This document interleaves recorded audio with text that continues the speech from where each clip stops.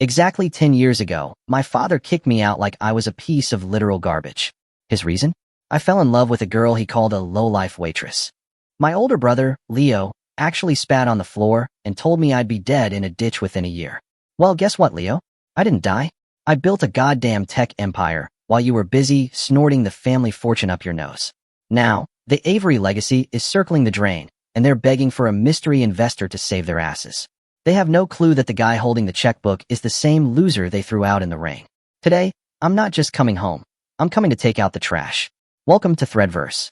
I can still feel the rain soaking through my cheap jacket. My father, Arthur Avery, didn't just disown me. He made a spectacle of it. You're really gonna throw away a billion-dollar inheritance for some girl who smells like cheap coffee and grease? He roared, his face a shade of purple that looked genuinely dangerous. Her name is Maya, Dad, and she has more integrity in her pinky finger than this entire family has in its DNA. I shot back. Leo was standing by the fireplace, swirling a glass of 30-year-old scotch with a smug, punchable grin. Let him go, Pop. Some people are just born to be losers. He'll be back in a month begging for a handout once he realizes love doesn't pay the rent. I didn't say another word. I grabbed Maya's hand, took our 2 suitcases, and walked. As the heavy oak doors of the mansion slammed shut, I heard Leo's laugh echoing through the foyer. It was the kind of sound that stays with you. It was the sound that fueled every late-night coding session for the next decade. We stayed in a cockroach-infested motel that night. Maya cried, not because we were poor, but because she felt it was her fault. I held her and made a promise right then. I wasn't going to just survive. I was going to make them regret the day they ever thought they could discard me. The first few years were absolute hell. Maya worked double shifts at a diner while I sat in a windowless basement, coding until my eyes bled. We lived on ramen and sheer spite. But then, Vanguard systems happened. I developed an AI-driven logistics platform that made traditional shipping look like a horse and buggy. I didn't use the Avery name. I changed it legally to Julian Vance. I wanted to be a ghost. By year 5, Vanguard was a unicorn. By year 10, we were the biggest tech logistics firm on the planet. Maya wasn't just my wife anymore. She was my COO, the smartest executive I'd ever met. Meanwhile, I kept tabs on the Avery empire. It was a slow-motion train wreck. Leo had convinced my father to pivot into high-risk crypto and failing retail chains. He was an arrogant prick who thought he was a genius, but he was really just a trust fund baby playing with matches. A month ago, the news hit. Avery Global was filing for Chapter 11. They needed a massive cash injection or the banks were going to seize everything. They put out a desperate call for a private equity buyout. I didn't hesitate. I used a shell company to snap up 52% of their debt and equity. I was now their majority owner, and the best part? They didn't have a clue it was me. They were just thrilled that Vanguard was coming to save them. The Avery Global boardroom looked exactly the same, cold, gray, and smelling of unearned privilege. My father was at the head of the table, looking 10 years older and 100 years more tired. He was in a wheelchair now. Leo and his stepmother, Beatrice, were sitting next to him, looking like they were trying to hold back their excitement. I'm telling you, Dad, Leo leaned in, his voice a frantic whisper I could hear from the hallway. Vanguard is the gold standard. Once we sign this merger, we'll be back on top. I'll finally show everyone I can run this show. Beatrice nodded, her jewelry rattling. Finally, we can stop worrying about those wretched creditors. I signaled my security team. The double doors swung open, and I walked in. I was wearing a $5,000 suit, my hair slicked back, Maya by my side looking like a queen. Leo stood up, a fake-ass corporate smile plastered on his face. Mr. Vance, it is such an honor to finally... He stopped dead. The smile didn't just fade, it evaporated. His face went from tan to a sickly, pale green. He looked like he'd just seen a ghost, which, in a way, he had. Julian, my father croaked, his hands trembling on the armrests of his chair. Sit down, Leo, I said, my voice like dry ice. You're in my seat. What is this? What is this trashy stunt? Beatrice shrieked, standing up. Security. Get this waitress and her husband out of here. Security works for me now, Beatrice, I said, dropping a thick legal folder onto the table. I own this building. I own the debt on your cars. I even own the mortgage on the mansion you're currently living in. You wanted an investor to save you? Well, here I am. But I'm not here to save you. I'm here to save the company you nearly burned to the ground. Leo tried to lunge across the table, his face twisted with rage. You son of a bitch. You cheated. You used a fake name. I used a different name, Leo. I didn't want the stench of Avery on my success. I replied, leaning in until I was inches from his face. 10 years ago, you told me I'd be dead in a ditch. Look at me now. And then look at yourself. You're a failure, a thief, and as of 5 seconds ago, you're unemployed. Leo was hyperventilating. His face went from pale to a blotchy, panicked red. He looked like he was about to have a stroke right there on the $20,000 mahogany table. You can't do this, Julian. This is my company. I've put in the work. Leo screamed, his voice cracking like a terrified teenager's. The work? I laughed, and the sound was cold even to my own ears. Is that what you call it? Because I've spent the last month digging through your work, Leo. And honestly, it's a miracle this place didn't burn down 5 years ago. I pulled a thick stack of documents from my briefcase. Forensic audits I'd spent 6 figures on. I threw them down in front of the board members. You guys want to know why Avery Global is broke? I addressed the room, ignoring my family. It wasn't just bad market conditions. It was Leo conditions. My brother here has been funneling company cash into a shell corporation in the Caymans to pay for his gambling debts and a fleet of supercars he can't even drive. And Beatrice? She's been charging consulting fees for a fashion line that doesn't even exist. Beatrice turned a ghostly shade of white. That's a lie. Arthur, tell him. Tell this little prick to stop lying.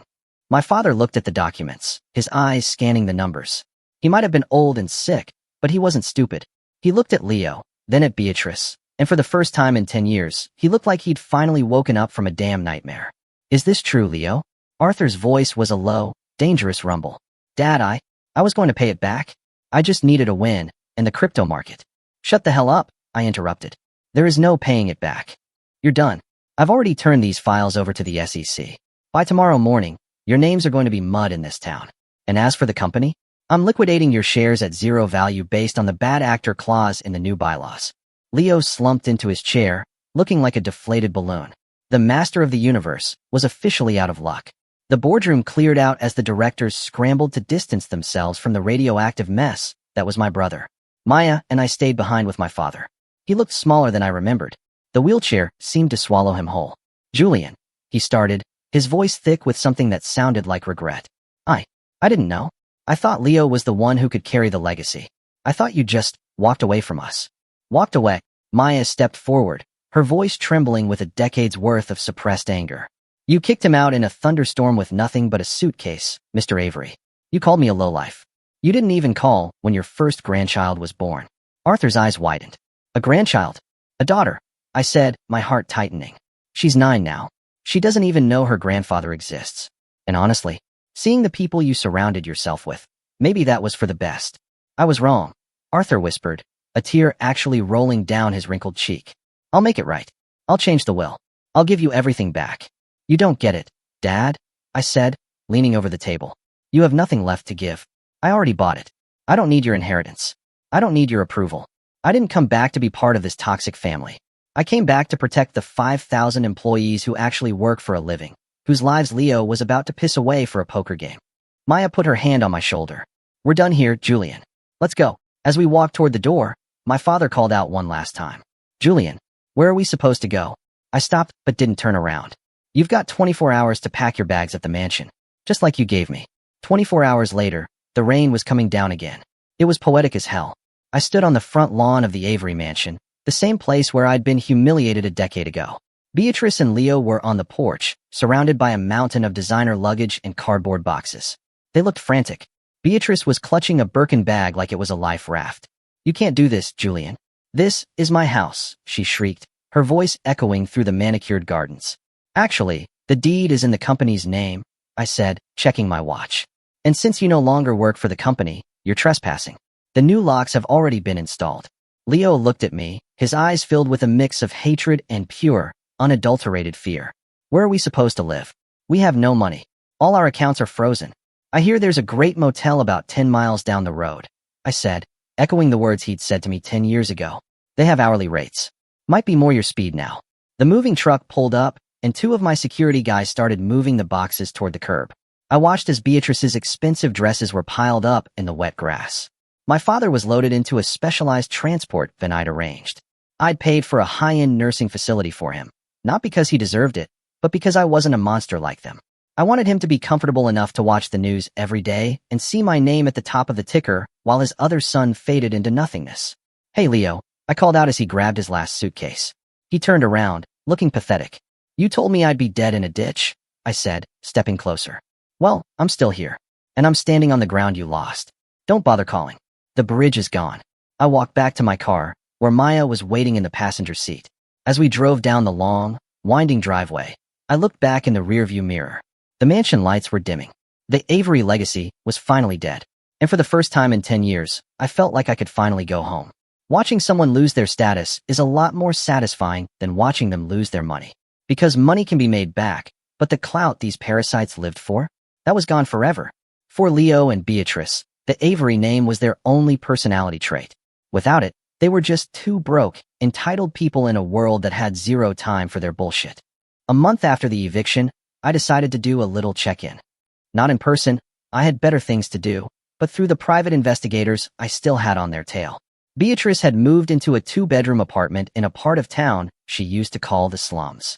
She tried to sell her designer bags and jewelry to keep up her lifestyle, but most of it turned out to be high-end fakes she'd bought to impress her socialite friends while she was busy embezzling from the company. The look on her face when the appraiser told her that her diamond necklace was cubic zirconia must have been worth $1 billion on its own. Leo was even worse off. The guy had never had a real job in his life. He tried to apply for executive positions at other firms, but the moment they saw the Avery name and heard the rumors about the SEC investigation, they literally laughed him out of the lobby. "Do you know who I am?" He'd apparently shouted at a hiring manager at a mid-level logistics firm. "Yeah," the manager replied. "You're the guy whose brother had to buy his company just to stop it from becoming a parking lot. We're not hiring Leo. Maybe try the car wash down the street." He was down bad. Like, selling his plasma for sandwich money down bad. And honestly, it couldn't have happened to a nicer guy. Leo wasn't the type to just take his L and move on. He was a cornered rat, and cornered rats eventually bite. 2 months in, I got a call from my head of security. "Sir, your brother is trying to sell internal proprietary data to our biggest competitor, Omni Logistics." I almost laughed. Does he even have any data? He has some old hard drives he swiped from the office before he was kicked out. He thinks they contain the source code for the Vanguard platform. I leaned back in my chair, a slow grin spreading across my face. Let him do it. But make sure Omni Logistics knows exactly who is calling them. And make sure the FBI is on the line for the handoff. Leo met an Omni representative in a dark corner of a no-name bar. He thought he was finally going to get his revenge. He thought he was going to walk away with $5 million and destroy me. "This is the code," Leo whispered, sliding a laptop across the sticky table. "It'll put Vanguard out of business in a week. I want $5 mil cash offshore." "Interesting," the rep said, flipping open the laptop. "But there's one problem, Leo." "What's that?" "The code is just a 24-hour loop of an old Never Gonna Give You Up music video. And those guys over by the bar? They're federal agents." Leo was tackled before he could even reach for his beer. Attempted corporate espionage, theft of trade secrets, and violating his non-compete/non-disclosure agreement. Because the hard drives were technically company property, he was looking at serious Fed time. The last I heard, he was crying in a holding cell, begging Beatrice to bail him out. But Beatrice had already blocked his number and was busy trying to find a rich widower to pay her rent. Family loyalty, right? With the trash finally taken out, Maya and I got to work. We didn't just save Avery Global, we gutted it. We rebranded the company to Vance Avery Innovations. I wanted my name first, not out of ego, but as a reminder of who actually built the bridge. We fired the entire board of yes men, who had let Leo bleed the company dry, and replaced them with people who actually knew how to run a business. Maya took over the CSR, Corporate Social Responsibility, division. Her first act? Establishing a massive scholarship fund for children of service industry workers. She wanted to make sure that no other waitress or waiter would ever be told they weren't good enough for a legacy. My father, Arthur, remained in the care facility. I visited him once every few months. He'd lost a lot of his fire. Most of the time, he just watched the business news, seeing the Vance Avery stock price climb higher than it ever had under his or Leo's watch. "You did it, Julian," he said during one visit, his voice shaky. "You built something better than I ever could." "I built it because I had to, Dad," I replied. "Not because I wanted your empire, but because I wanted to prove that you were wrong about what makes a man successful. It's not the name. It's the grit." He just nodded. He finally got it. But it was 10 years too late for a sorry. They say you can never go home again. But they're wrong. You can go home whenever you want. You just have to make sure you own the house when you get there. The final scene of this 10-year war didn't happen in a boardroom or a mansion. It happened at the same Greasy Spoon diner where Maya used to work. I pulled up in the same black Maybach, but this time, I wasn't there for a quick bite. I walked in with Maya and our daughter, Lily. Lily looked around at the vinyl booths and the smell of burnt coffee with wide, curious eyes. "Is this where you used to work, Mommy?" Lily asked. Every day for 3 years, baby, Maya said, smiling at the old owner, Joe, who was still behind the counter. This place bought us our first laptop. It kept us alive when the rest of the world turned its back. I sat in the same booth where I'd sat a decade ago, planning my first line of code while counting pennies for a cup of coffee. I looked at my wife, the woman my father called trash, and my daughter, who was the true heir to everything I'd built. Leo was in a federal prison cell. Beatrice was working as a telemarketer. And the mansion? I'd turned it into a retreat for underprivileged tech students. I checked my phone. A news alert. Vance Avery Innovations hits record high as tech logistics giant announces global expansion. I tucked the phone away. The revenge was over. The justice was served. And the legacy? The legacy wasn't a name on a building. It was the woman sitting across from me and the life we'd built out of nothing but spite and soul. Hey, Joe. I called out to the counter. 3 stacks of pancakes. And keep the change. I slid a $100 bill across the counter. Not to show off, but because Joe had given me 1,000 free coffees when I was down. It was time to settle all the debts. My name is Julian Vance. I was disowned, discarded, and told I was a loser. But I'm still here. And I own the goddamn skyline. Welcome to the real world. This is ThreadVerse. Man, talk about a satisfying ending. Julian's story is a straight-up masterclass in why you should never count someone out just because they're down. Leo and Beatrice thought they were untouchable because of a name, but Julian proved that a name is just letters on a page. It's the grind that actually builds the empire. Seeing Leo go from a boardroom to a federal cell? That's the kind of karma we live for here at ThreadVerse. If you cheered when Julian told Sarah, when Julian told his family that he already bought the company, do me a huge favor. Hit that like button. It helps us keep bringing these raw, 100% real stories of justice to the community. And if you're new here, make sure to subscribe and turn on those notifications. We've got plenty more stories of family betrayals, secret millionaires, and epic inheritance battles coming your way. Before you head out, I want to hear from you in the comments. If your family disowned you today, what's the one thing you'd do to prove them wrong?